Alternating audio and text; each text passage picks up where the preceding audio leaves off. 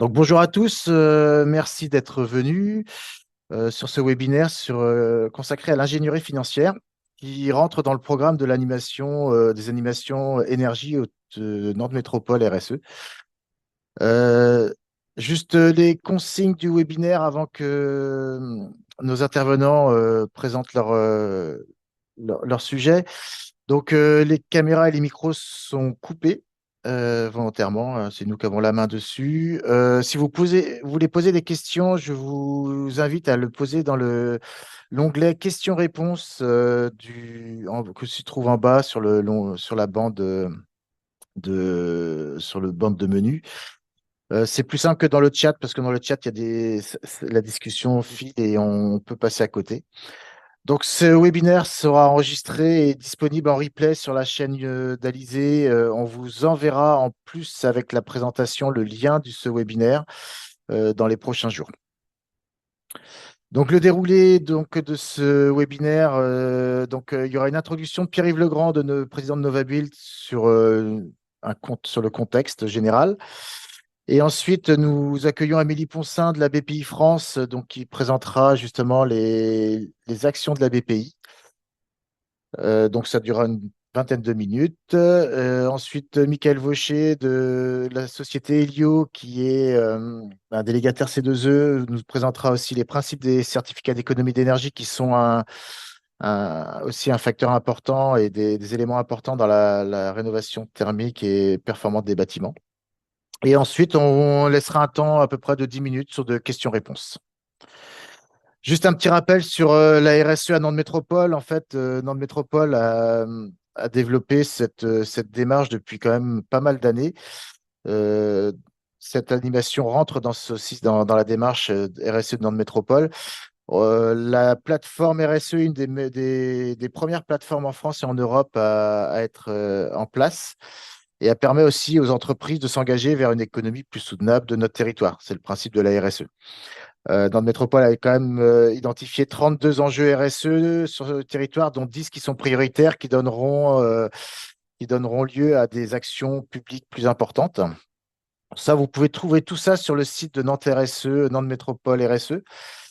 Et ils ont une stratégie autour des ambassadeurs et des ambassadrices, qui permettent aussi d'être au plus près des entreprises, de se rencontrer, de pouvoir aussi co-construire des projets.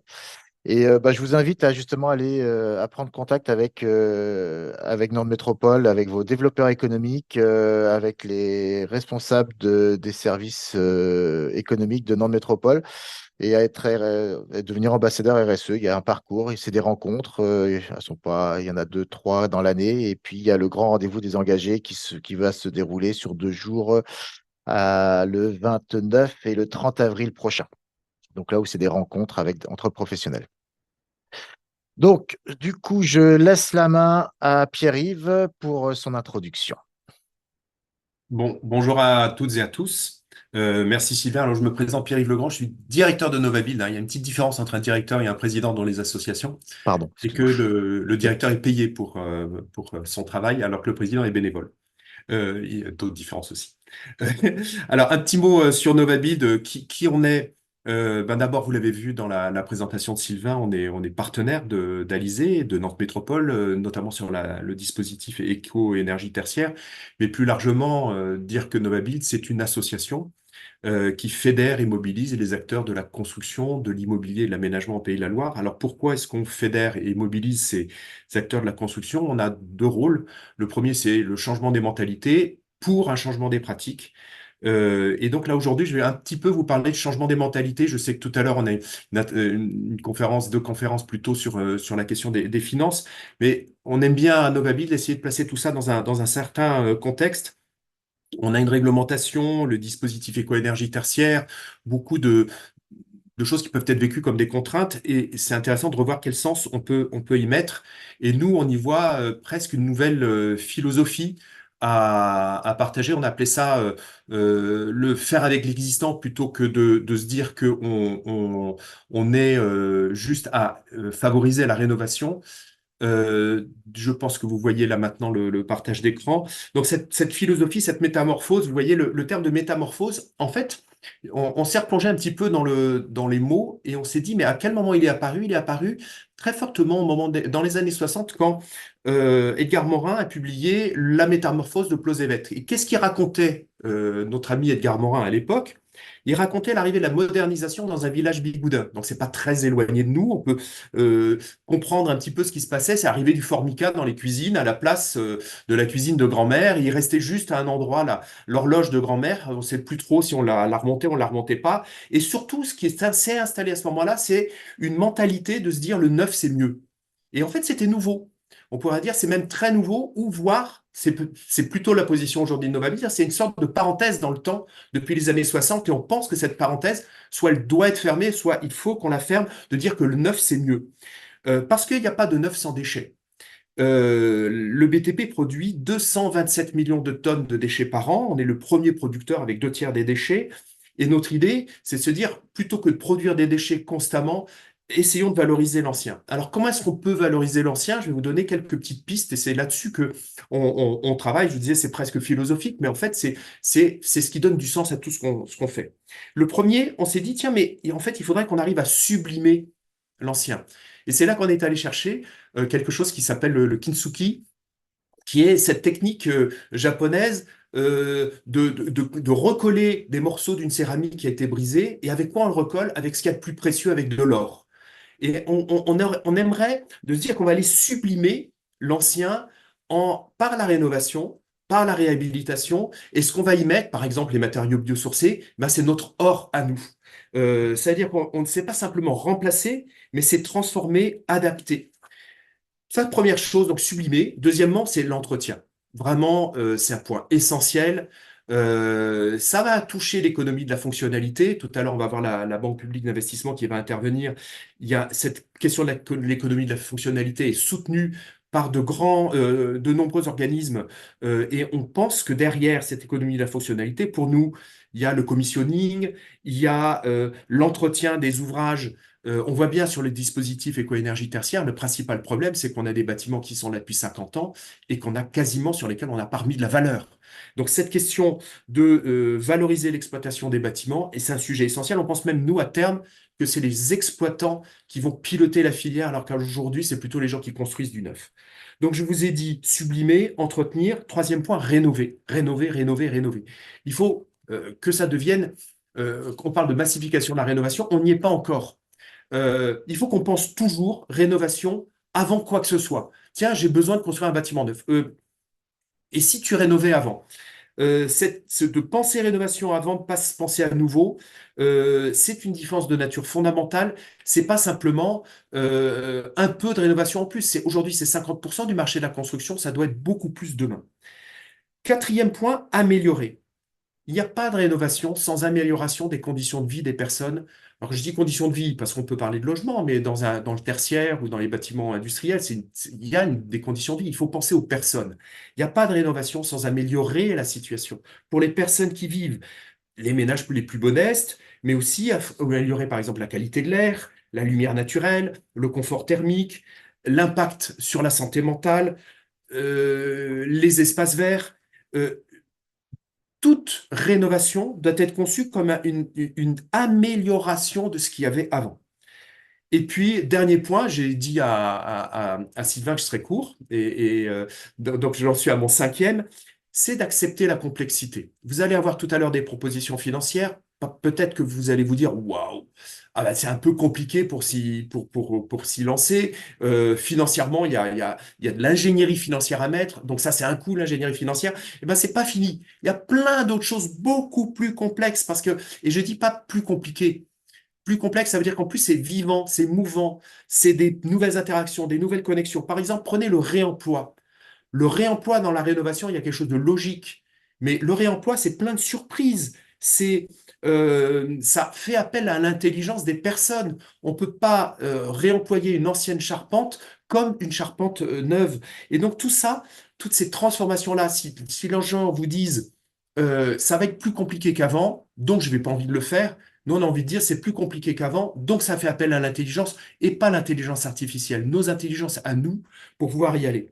Et donc, pour nous, la métamorphose des territoires, c'est d'améliorer et d'adapter ce qui existe déjà et de fermer cette parenthèse du neuf, c'est mieux. Et pour ça, on a effectivement absolument besoin d'ingénierie financière, d'aller chercher comment est-ce qu'on va financer ça. Par exemple, tout à l'heure, j'ai parlé d'économie de la fonctionnalité. Quand Energy Sprong, c'est un programme dont on parlera peut-être tout à l'heure dans les échanges, euh, euh, va transférer par les travaux l'argent qu'on aurait mis normalement dans l'achat d'énergie, on va le mettre dans des travaux. Donc ça veut dire que c'est une dépense qu'on va faire immédiatement qui aurait été étalée sur 30 ans. Ben là, forcément, on a de l'ingénierie financière, elle est sollicitée pour transformer des financements annuels pendant 30 ans en un gros financement une fois pour des gros travaux de réhabilitation. Donc on voit bien à quel point cette question du financement, elle est essentielle pour parvenir à cette métamorphose des territoires. Merci de m'avoir donné la parole. Et puis je passe maintenant la parole. Je crois que c'est Amélie Poncin qui prend la suite. Je vais essayer d'enlever mon Oui, partage. tout à fait. Donc, Amélie donc, va nous présenter donc, la BPI France et Eh bien, écoutez, bonjour tout le monde. Normalement, je vous partage mon écran. Dites-moi si vous êtes OK. c'est bon. Génial. Eh bien, écoutez, bonjour à toutes et à tous. Donc, je me présente, je m'appelle Amélie Poncin. Je travaille au sein donc de la Banque publique d'investissement. Pour celles et ceux qui ne connaîtraient pas cet établissement, nous sommes détenus par indirectement l'État, hein, la Caisse des dépôts et des consignations. Et nous avons pour mission de soutenir financièrement les entreprises tout au long de leur vie, que ce soit la création, la transmission, leur développement et bien évidemment, dans leur développement, la transition écologique et énergétique. Et donc, pour ma part, je m'occupe de cette activité. Je suis responsable du plan climat pour la direction régionale des Pays de la Loire. Nous sommes basés à Nantes, au Mans et à La Roche-sur-Yon. Donc, n'hésitez pas, par mon biais, à rentrer en contact avec des chargés d'affaires qui sont sur le territoire pour vous aider. Alors, je vous donne quelques éléments de contexte, puisqu'on parle aujourd'hui de performance énergétique des bâtiments, de rénovation des bâtiments. Vous expliquer simplement qu'au niveau de BPI France, on s'est doté vraiment d'une boîte à outils avec beaucoup de dispositifs, parce qu'on s'est dit que vu le rôle de financeur qu'on avait, on avait clairement aussi la responsabilité d'apporter non seulement du capital financier à la transition, aux transitions, mais aussi du capital humain. Pour apporter du capital humain, nous avons monté des dispositifs d'accompagnement. Je vais notamment faire un focus sur celui qui concerne la performance énergétique des bâtiments. Mais avant ça, je vous propose de dézoomer et de vous partager quelques retours d'études qu'on a pu mener auprès d'entreprises et qui sont le reflet aussi de ce que nous, on observe sur le terrain, puisqu'on accompagne beaucoup d'entreprises tous les ans. Alors, en 2020, on a mené une première étude post-Covid, déjà pour comprendre où en étaient les décideurs, les dirigeantes, les dirigeants face au dérèglement climatique. Et en fait, ce qu'on a constaté, c'est que, comme tous les citoyens, finalement, les personnes qu'on a interrogées étaient parfaitement conscientes de l'urgence, mais par contre, mettaient très peu en œuvre d'action. Il y avait moins d'une entreprise sur trois qui avait intégré ça, voilà, dans ses investissements, même dans sa stratégie. Et on s'est posé la question du pourquoi, et bien évidemment, vous vous en doutez, il y avait le sujet de les moyens financiers, les sujets de parfois une absence de techno aussi disponible, et puis tout simplement du temps, parce que quand on est dirigeant, on est au four et au moulin. Donc, c'est ce qui est ressorti de cette première étude. Dans une deuxième étude, on s'est plus attardé sur la stratégie nationale bas carbone de la France, puisque la France s'est dotée de sa propre feuille de route de décarbonation pour respecter les accords de Paris et entrer dans une forme de neutralité carbone à horizon 2050. Et on a regardé comment concrètement ça se traduisait pour une entreprise, pour des entreprises. Donc, on a éclaté l'économie en plein de secteurs et on s'est attardé à faire vraiment une grille de lecture qui était aussi bien pour nos clients que pour nous, collaborateurs de BPI France, pour avoir le bon regard sur les entreprises en fonction des enjeux des secteurs. Et ensuite, dans cette même étude, on a interrogé des entreprises que l'on considérait comme précurseurs. Et ce qui était hyper intéressant, c'est que ces entreprises-là étaient très résilientes, n'avaient pas de problématique de marque employeur, étaient plutôt rentables et ne voyaient pas la transition comme des freins, mais comme des opportunités marché. Donc, ces éléments de langage nous ont beaucoup intéressés. Et en 2023, on s'est plutôt attardé sur les freins, parce qu'en fait, les freins sont très nombreux dans la transition.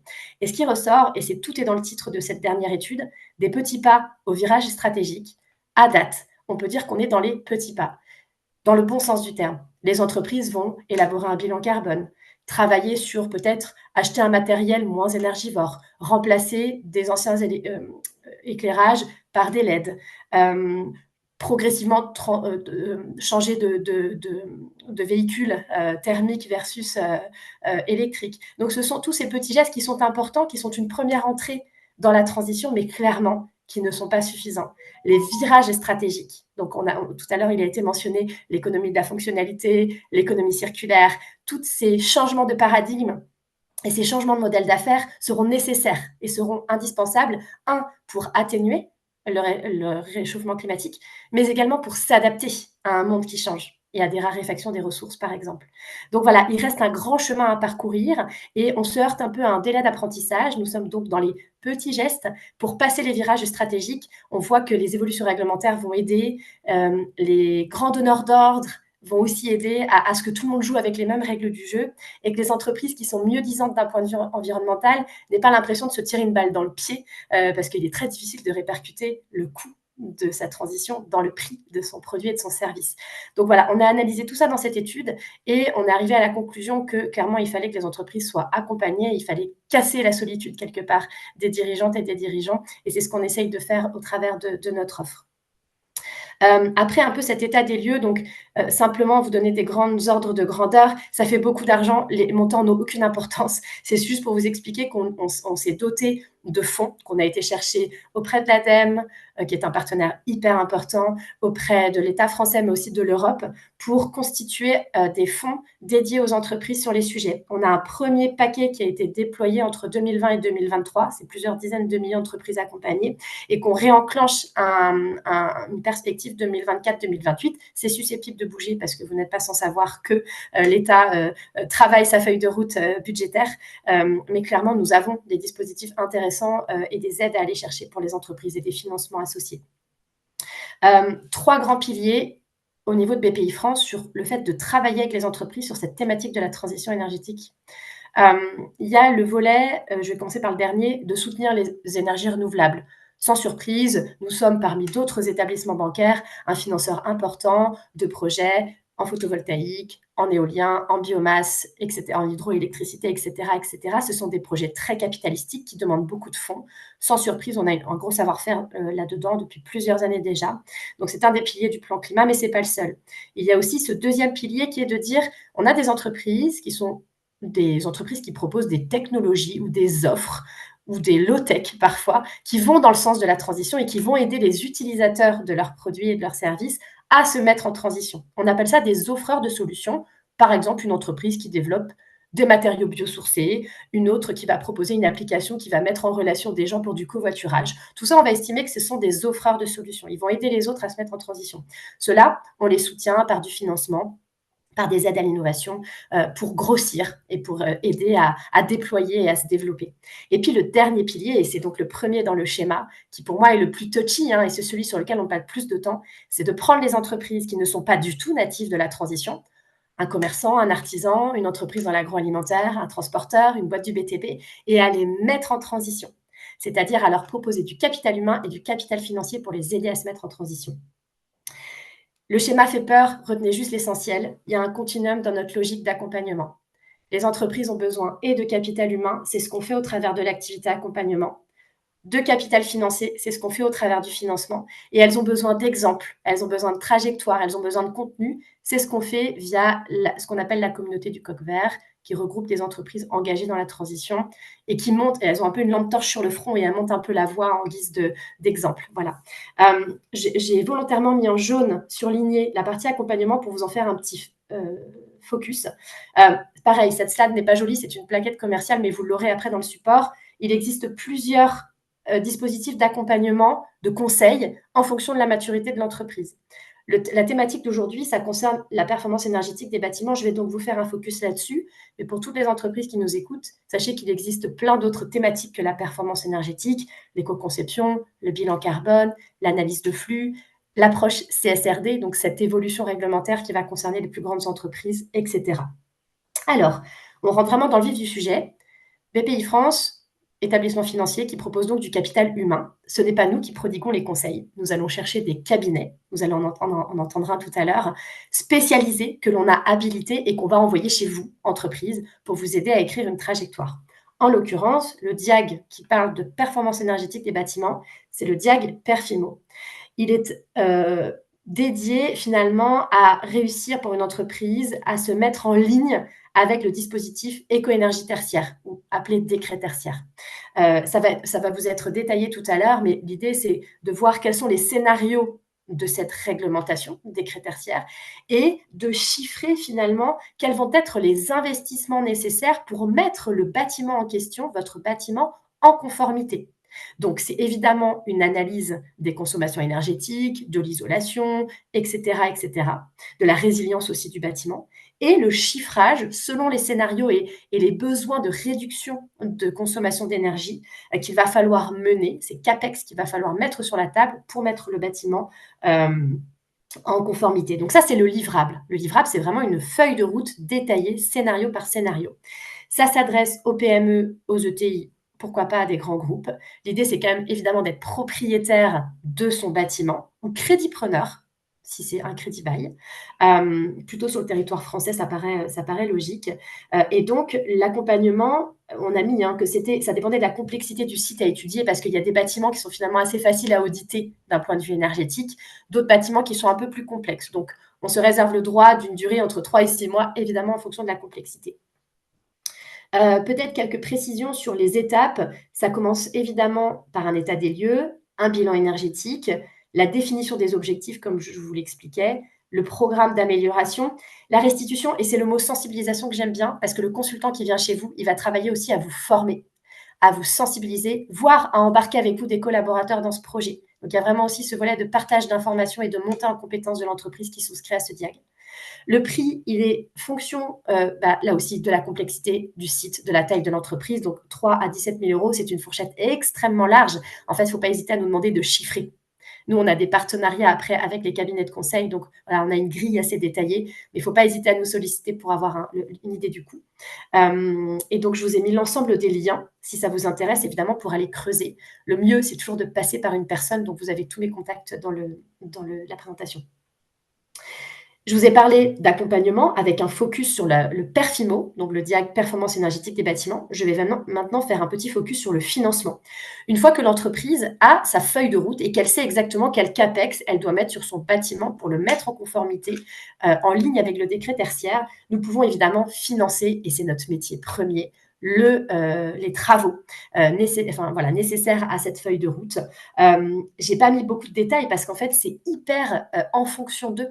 Que ce soit la durée, le montage, est-ce qu'il faut faire une cession bail du bâtiment? C'est un peu technique, mais c'est des montages qui existent. Est-ce qu'il faut tout simplement faire un prêt complémentaire pour financer les travaux? Sur quelle durée? Avec quelle garantie? Avec quel partenaire bancaire? Puisque nous sommes toujours en partenariat avec un partenaire bancaire. Donc, tout ça est à la carte. Et donc, évidemment, une fois que l'entreprise a fait son diagnostic Perfimo, elle peut nous solliciter sur le financement. Si l'entreprise n'est pas passée par le diag Perfimo, mais a déjà un audit énergétique en sa possession, elle peut aussi faire appel au financement BPI France. J'ai également ce matin aussi décidé de vous faire un focus sur un prêt beaucoup plus ciblé, qui n'est pas forcément en lien avec le décret tertiaire à proprement parler, mais qui permet de financer, et ça fait le lien avec la présentation d'après, les certificats d'économie d'énergie. Sachez que quand vous investissez dans des équipements qui sont éligibles au certificat d'économie d'énergie, et ça vous sera, je pense, détaillé après, vous pouvez faire financer ces investissements en plus du certificat d'économie d'énergie qui va vous permettre aussi de capter une partie de l'argent.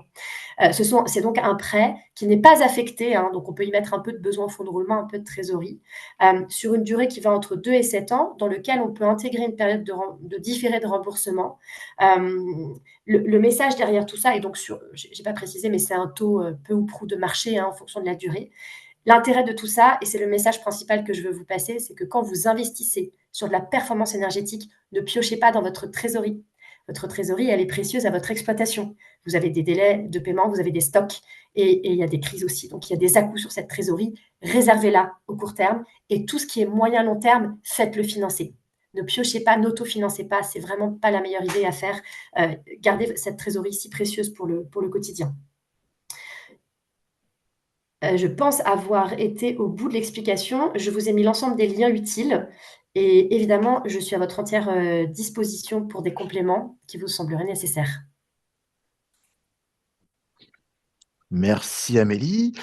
C'était très très clair. Les questions, si vous avez des questions, on les prendra toutes à la fin. Je vais passer la main maintenant à Michael qui va nous présenter donc du coup le déploiement des certificats d'économie d'énergie. Bonjour à tous et à toutes. Donc, je vais vous présenter. Est-ce que vous voyez mon écran? Oui, c'est bon. C'est bon. Du coup, donc, je vais vous présenter un peu le groupe Edio et notamment toute la partie ingénierie financière, notamment la partie sur la partie du dispositif des C2E, mais également toute la partie des clés tertiaires et des clés BACS auxquelles vous êtes soumis sur la partie tertiaire. Juste pour vous situer, vous représenter un peu plus le groupe. Voilà, donc on va se situer comme un acteur de la maîtrise de l'énergie. On va travailler notamment sur plusieurs secteurs qui sont, on va accompagner les entreprises sur la partie tertiaire, sur la partie industrie, sur la partie agriculture également. On a un bureau sur Nantes exactement. On est présent au national et on est à peu près 300 personnes au sein de Lio et on va travailler notamment sur toute la partie ingénierie, études énergétiques et sur toute la partie ingénierie financière. Juste pour vous présenter aussi un peu vite fait le bureau d'études qui fait partie de notre groupe, qui est également référencé par la BPI sur notamment le DIAG Perfimo, dont Amélie vous a parlé tout à l'heure. Donc le but, c'est voilà, c'est qu'on puisse travailler sur de l'audit énergétique pour définir les solutions à mettre en place avec les différents retours sur investissement en fonction des travaux qui sont définis sur les différents scénarios, sachant qu'on y intègre également tout ce qui est subvention dans cet audit-là, dans ce retour. Donc, ça vous permet d'avoir vraiment un retour sur investissement avec qui comprend les aides. Donc voilà, donc Akea va travailler sur toute la partie en effet AMO, des clés tertiaires, des clés BACS, sur du suivi de consommation et également sur toute la partie décarbonation, qui est un vrai sujet actuellement pour vous, entreprises, puisque plus vous décarbonez, l'efficacité énergétique est en lien avec la décarbonation et pour certains ont des obligations de décarboner. Donc voilà. Je vais rentrer un peu plus dans le vif du sujet concernant les C2E, puisque je ne sais pas si ça parle à tout le monde, mais en gros, ce qu'il faut bien comprendre, c'est que le dispositif est un véritable levier financier. C'est un dispositif qui permet de valoriser des travaux de rénovation énergétique et de diminuer leurs coûts pour les industriels et le secteur tertiaire, notamment.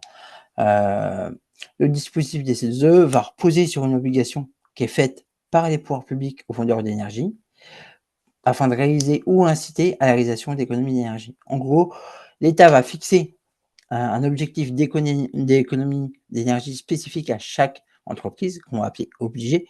Donc, c'est des fournisseurs d'énergie.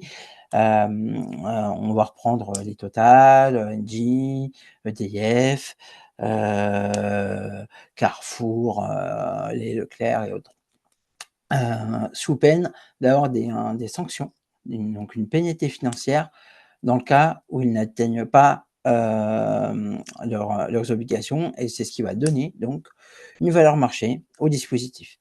Donc pourquoi ce dispositif? Tout simplement pour inciter aux économies d'énergie. Comment? Eh bien, en allant financer certains types de travaux. Et qui les finance? C'est les fournisseurs d'énergie. Donc c'est vraiment le principe du pollueur-payeur. C'est un dispositif qui est privé, donc en gros, c'est pas, à contrario, comme beaucoup peuvent le penser, ce n'est pas l'État qui finance les travaux, mais c'est bien les fournisseurs d'énergie. Juste pour vous situer un peu, vous expliquer comment fonctionne le dispositif. Donc, on a donc le PNC2E, qui est le pôle national des C2E, qui régit le marché, qui elle-même est régie par la DGEC. Et donc, le pôle national des C2E va fixer les obligations sur 4 ans, va délivrer ces 2 demandés, va contrôler les opérations, contrôler l'atteinte des obligations. Ce qu'il faut savoir, c'est qu'actuellement, le ministère a décidé vraiment de renforcer toute la partie contrôle. Pourquoi? Tout simplement pour s'assurer que les travaux sont réalisés correctement, suivant ce qui est demandé dans les fiches d'opération, dont je vous parlerai un peu plus tard. Donc, on a le pôle national des C2E qui va fixer les obligations auprès des obligés, d'accord? Les obligés, leur métier premier, c'est de vendre de l'énergie. Donc, ils vont déléguer une partie de leur obligation à ce qu'on va appeler des délégataires, puisqu'ils délèguent une partie de leur obligation. Et donc, les délégataires ont le rôle de l'obligé, puisqu'ils sont également responsables des dossiers qui vont monter. Et c'est donc les délégataires qui vont financer les C2E auprès des bénéficiaires. Donc, les bénéficiaires, on va retrouver donc les particuliers, les entreprises, les collectivités qui vont générer les C2E en réalisant certains types de travaux. Et donc, ensuite, c'est soit un obligé ou soit un délégataire qui monte le dossier et qui va financer les C2E, qui va verser la prime. Donc voilà, comme je vous le disais, hein, donc le dispositif a été mis en place par la loi POP, donc en 2005 fin 2005 pour une mise en application en 2006. Le but, tout simplement, c'est de réduire la consommation d'énergie dans tous les secteurs, le bâtiment, l'industrie, l'agriculture, le transport, de diviser par 5 les émissions de gaz à effet de serre et de la consommation énergétique de 2% par an. Et donc, comme je vous le disais tout à l'heure, les fournisseurs d'énergie, on va retrouver donc les gros fournisseurs comme EDF, comme Total, Intermarché, Leclerc, Engie, et on est sur le principe du pollueur-payeur. Actuellement, ce qu'il faut savoir, c'est qu'on a un peu plus de 300 obligés en France. Je vais vous parler du rôle actif et incitatif, puisque les C2E, en effet, ont pour rôle actif et incitatif. En gros, il va falloir avoir un rôle actif et incitatif, c'est-à-dire un contrat avant l'engagement des travaux. Donc, ce contrat, ce rôle actif et incitatif peut être mis en place par plusieurs solutions, soit en gros, une entreprise de travaux a un contrat de partenariat avec Elio ou un obligé ou un délégataire avant l'édition du devis. Et dans ce cas-là, la prime C2E est déduite du devis et donc de la facture, ce qui fait baisser le reste à charge pour le bénéficiaire. Deuxième cas, le client final, donc le bénéficiaire, signe un contrat entre Elio ou un obligé, un délégataire, avant l'engagement du devis, avant la signature du devis, et ce qui permet d'avoir un rôle actif et incitatif, et qui permet de verser la prime C2E au client final après les travaux. Voilà. Et donc, vraiment, chose très importante, ce rôle actif et incitatif doit être antérieur à tout engagement de travaux. En gros, dès que vous avez un projet, en gros, il faut qu'on puisse nous l'étudier. Donc, en gros, on va vous demander, par exemple, le devis, le type de travaux, la fiche technique pour vérifier que les travaux sont bien et les matériaux ou le matériel est bien éligible à la fiche d'opération. Et dans ce cas-là, pour que l'opération soit éligible au dispositif. Juste, je fais un petit point quand même réglementaire sur la partie tertiaire, puisque vous avez plusieurs décrets qui sont sortis, notamment le décret tertiaire qui parle peut-être à certains, Qui est concerné? Donc, en effet, tous les bâtiments d'une surface supérieure ou égale à 1000 m² qui sont exclusivement alloués à un usage tertiaire. Alors, certains industriels peuvent être soumis au décret tertiaire s'ils ont, par exemple, des bâtiments à usage tertiaire.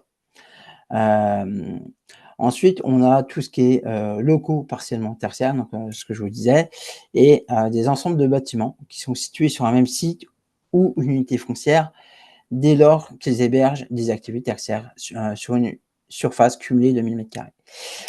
Il y a quand même quelques secteurs qui sont exclus, notamment tout ce qui est construction provisoire, les lieux de culte et activités à usage opérationnel des fins de défense, par exemple, ou de sécurité civile. Juste quelques dates, puisque le calendrier des obligations, on avait jusqu'au 31 décembre 2022 pour déclarer les données de consommation de référence ainsi que les consommations énergétiques de 2020 et 2021 sur la plateforme Opérate. On a jusqu'au 30 septembre de chaque année pour déclarer les données de consommation énergétique de l'année précédente. Et jusqu'au 30 septembre 2026, il y a donc la déclaration de modulation des objectifs en fonction notamment de l'évolution de l'usage des sites et des contraintes liées à la mise en œuvre des actions de la performance énergétique pour la première décennie. Et fin 2031, première étape, il y aura une vérification de l'atteinte des objectifs de la première décennie. Et au plus tard, les 31 décembre des années 2031, 2041 et 2051, le gestionnaire ou la plateforme numérique vérifiera que l'ensemble des assujettis a bien rempli les objectifs fixés. Décret max, alors je ne sais pas si ça vous parle à tout le monde. Le décret max, c'est juste le prolongement en fait du décret tertiaire. Comment est-ce qu'on atteint les objectifs du décret tertiaire, les moins 40% d'ici 2030? C'est tout simplement en mettant en place un système d'automatisation et de contrôle performant. Donc, le décret max, c'est un système de GTB de classe C au minima et un système de monitoring de l'énergie, donc un suivi de consommation. Pourquoi? C'est pour tout simplement une réduction des consommations d'énergie, pour une optimisation de l'utilisation des systèmes du bâtiment et pour l'atteinte des objectifs à horizon 2030 en réduisant le retour sur investissement.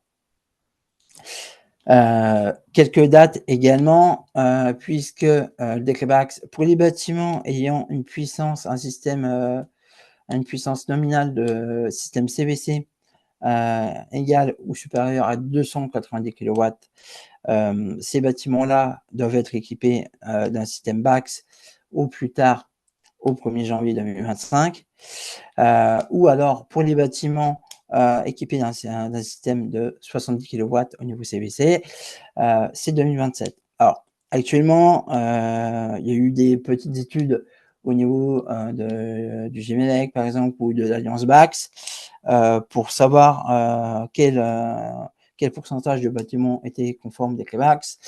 Actuellement, on est très loin de l'atteinte de l'obligation, puisque il s'avère qu'actuellement, on est à peu près entre 15 et 20% des bâtiments qui sont conformes des BACS.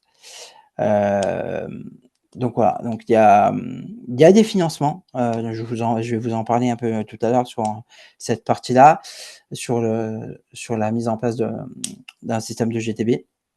Mais c'est vrai que les financements ont été quand même pas mal réduits depuis maintenant 6 mois, suite à certaines dérives malheureusement. Et puis également, vu que les C2E ne financent pas quelque chose qui est réglementairement obligé, la fiche sera révisée à partir du 1er janvier 2025. Voilà, je vais vous présenter quelques petits rétex sur la partie financement, puisque ça vous donnera des idées de ce que peuvent financer les C2E. Là, typiquement, bon, là, on est sur un site logistique. On est quand même sur un gros site, sur un système de GTB, où on va aller chercher quasiment 85% de financement sur ce type de bâtiment. Là, typiquement, on est sur un hôtel où là, on va aller travailler sur l'isolation hydraulique sur la partie chauffage et ECS. Donc, en gros, c'est du calorifuge, tout simplement. On va isoler en fait les réseaux qui sont dans des surfaces non chauffées, où il y a de la déperdition. Et du coup, sur ce type d'opération, on arrive à financer quand même 100% des opérations. Je vous ai sorti quelques types de travaux qui sont plutôt bien valorisés, enfin, avec des pourcentages de financement, notamment sur la GTB, donc la gestion technique du bâtiment, qui permet d'être conforme à des clébaks, mais pas seulement. On atteint entre 5 et 25% de financement. Alors, selon beaucoup de choses, ça dépend, puisque c'est une fiche qui est calculée en fonction de la surface. Et puis, selon le type de GTB qu'on met en place, forcément, plus on va mettre une GTB performante et plus on va piloter finement en fait la régulation, plus ça va coûter cher, plus on a de financement aussi. Mais ce qu'il faut bien comprendre aussi, c'est que sur certains bâtiments, on n'a pas forcément besoin d'avoir un système, un système de GTB ultra compliqué, ultra performant, une très bonne régulation répondant aux decrébax convient parfaitement. Donc ça, c'est quand même important de le préciser. Je vais juste leur préciser une petite chose, c'est que le simple fait de mettre en place une GTB ne vous rend pas conforme des clébaks. Attention à ce que peut vous dire la GTB. Pour être conforme des clébaks, il faut mettre en place une GTB de classe C et du suivi énergétique derrière, des suivis de consommation. Il y a un coup de pouce également qui est en place sur les raccordements à un réseau de chaleur existant. Donc, imaginons que vous êtes en chaudière gaz, vous avez un réseau de chaleur à proximité, eh bien, vous pouvez vous raccorder au réseau. Le coup de pouce est plutôt intéressant puisque vous allez avoir un forfait, en gros, que vous ayez 50 mètres carrés ou 7500 mètres carrés, le gisement C2E et la prime C2E sera la même. En gros, vous allez atteindre à peu près 65 000 € de financement. Dans la plupart des cas, on arrive à financer jusqu'à 100% des frais de raccordement. Dans certains cas, si le bâtiment est un peu plus éloigné, on est à peu près entre 50 et 80%. Mais on arrive à financer quand même pas mal de projets à 100%. L'isolation, en effet, on va pouvoir aller travailler en effet sur le calorifuge dont je vous ai parlé tout à l'heure. Les points singuliers. Les points singuliers, c'est toutes les vannes, les brides en chaufferie. L'isolation donc en toiture, donc que ce soit en toiture terrasse, sur la partie comble des murs, donc soit à l'intérieur, soit sur de l'isolation extérieure. L'isolation des planchers bas, c'est quand vous avez un sous-sol qui est non chauffé, eh bien on va isoler la partie basse, enfin la partie haute du plancher. Le remplacement des fenêtres, alors ça, c'est pas une opération qui est très, très bien valorisée. Clairement, on est entre 2 et 5% de financement. Donc pourquoi? Puisque en fait, on va avoir très peu de gains d'économie d'énergie, proprement dit, du dispositif sur la partie C2E, puisqu'on est sur des petites surfaces, typiquement par rapport, par exemple, à l'isolation de murs. Bon, alors après, là, on est sur des opérations sur du groupe froid, sur de régulation. on va aller chercher de l'HP flottant, de pression flottante, de la basse pression flottante. Donc ça, c'est sur des projets, sur des bâtiments un peu plus spécifiques. Mais par exemple, il y a d'autres types de financement qui sont plutôt intéressants, notamment sur la pompe à chaleur, notamment sur la partie RO, puisque en remplacement d'une chaudière gaz à charbon, je pense plus qu'il y en ait beaucoup, ou même en fuel, il y a un coup de pouce qui existe également, et ce qui nous permet de bonifier de x4 le gisement C2E et donc la prime. Et on arrive à un pourcentage de financement plutôt intéressant, puisqu'on est entre 15 et 50%. Et après, on va travailler sur la partie ventilation, donc surtout toute la partie VMC, simple flux, double flux. Voilà, c'est des opérations qui sont éligibles au dispositif.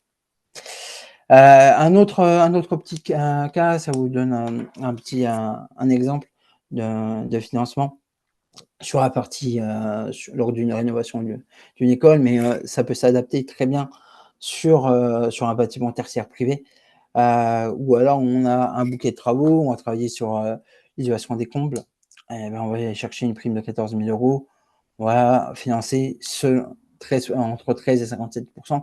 Pourquoi est-ce qu'on met une fourchette? Puisque ça dépend toujours du montant des travaux et de l'entreprise derrière. On va aller chercher du financement sur la partie isolation des murs, puisque l'école a fait de l'ITE. On va aller chercher 23 000 € de financement.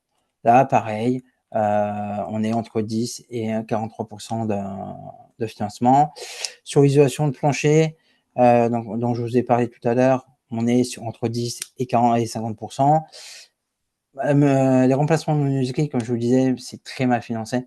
On est à 4% là, mais on est entre 2 et 5% en général. Et là, typiquement, la mise en place d'une chaudière collective à haute performance énergétique en remplacement. Du coup, ça c'est une petite coquille, mais on est entre 8 et 50% de financement. Un autre sujet, comme je vous disais tout à l'heure, je vous parlais de la GTB. Typiquement, on a mis en place un système de GTB sur l'école. On est à 3 000 € de financement. Alors, sur une école, sur ce type de financement, on est plutôt aux alentours de 20-30% de financement. Après, sur la partie tertiaire, ce qu'il faut comprendre, c'est qu'il y a les gisements C2E sont en fonction de l'activité. Les primes C2E seront différentes si on est sur de l'hôtellerie, si on est sur du bureau, si on est sur de l'enseignement, si on est sur de la santé. Donc, c'est vraiment une analyse au cas par cas.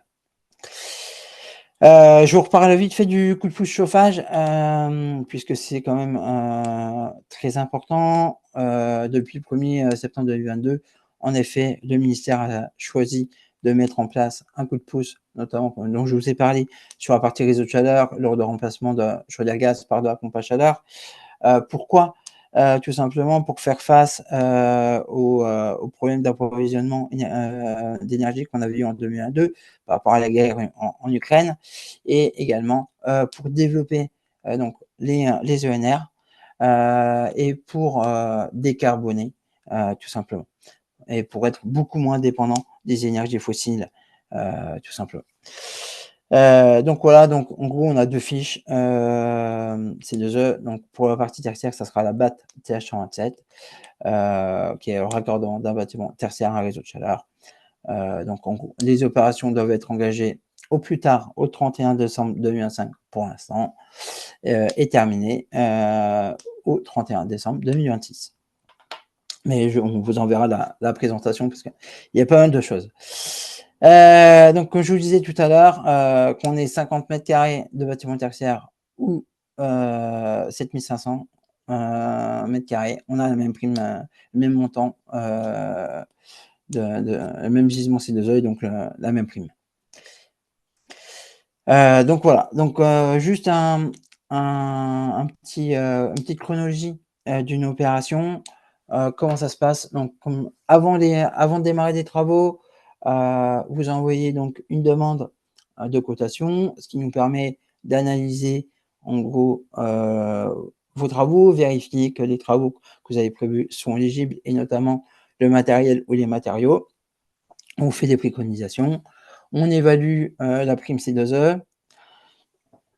Une fois que ça s'est fait, on vous envoie donc un accord d'incitation financière qui vous permet d'avoir le rôle actif et incitatif. Ensuite, une fois que cet accord d'incitation financière est signé, vous pouvez signer le devis, démarrer les travaux. Et ensuite, après les travaux, une fois que les travaux sont terminés, on va récupérer donc tous les justificatifs, donc l'accord d'incitation financière, le justificatif d'engagement des travaux, donc soit le devis, soit un acte d'engagement, la facture de fin de travaux ou une pièce équivalente, donc par exemple un PV de réception, l'attestation sur l'honneur, donc ça c'est nous qui l'éditons, qui atteste que les travaux ont bien été réalisés. Cette attestation sur honneur est à signer par le bénéficiaire et par l'entreprise de travaux. Et dans certains cas, on a certains documents complémentaires à récupérer. Et ensuite, on verse la prime une fois qu'on a validé que le dossier complet et qu'il est déposé au ministère.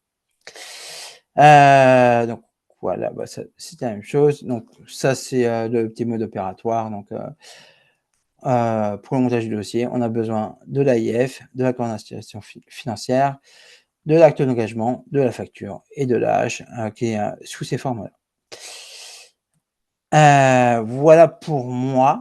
Je ne sais pas si c'est clair pour tout le monde, si vous avez des questions.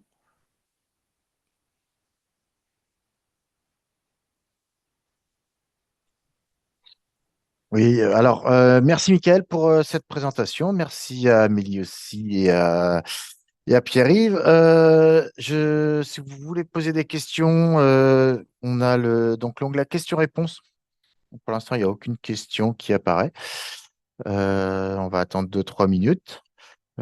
Sinon, on bouclera le webinaire. Alors, tout était bien clair, hein. Merci à tous de Bon, cette participation. Oui, oui. Sylvain, si tu es d'accord, on peut dire que avec le soutien de Nantes Métropole, ce qui vient d'être présenté, il peut y avoir une porte d'entrée de départ qui est dans l'équipe de NovaBuild.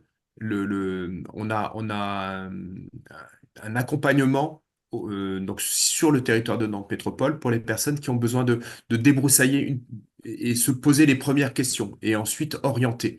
On ne fait pas de l'accompagnement, mais c'est ni un diagnostic, mais on tente de hiérarchiser toutes les problématiques qui se posent pour ensuite orienter vers les bonnes personnes. Donc, et notamment les deux intervenants qu'on a eus, que ce soit d'un point de vue financier, mais la présentation qui vient d'être faite était aussi en partie technique et c'est très très bien parce que les deux sont totalement imbriqués et un certain nombre de choix techniques emportent aussi des choix financiers. On fait l'un avec l'autre. Donc ces interrogations-là, vous avez des organismes qui sont à votre disposition sur les territoires pour le faire et nous, notamment, nous sommes financés par Nantes Métropole pour réaliser ce type d'action. Oui, ben, c'est bien, tu as répondu à C'est ce que je voulais justement vous dire, c'est que en fait, sur Nantes Métropole et aussi parfois sur d'autres territoires, mais sur Nantes Métropole, on a séparé, on va dire, entre guillemets, les entreprises sur les accompagnements et Alizé, en fait, accompagne sur les moins de 1000 mètres carrés et répond à leurs questions, essentiellement sur de la rénovation et de la maîtrise de l'énergie et de la sobriété énergétique. Et NovaBuild, en fait, peut justement vous accompagner et répondre à toutes les questions autour du décret tertiaire, autour de la rénovation et des grandes questions de construction.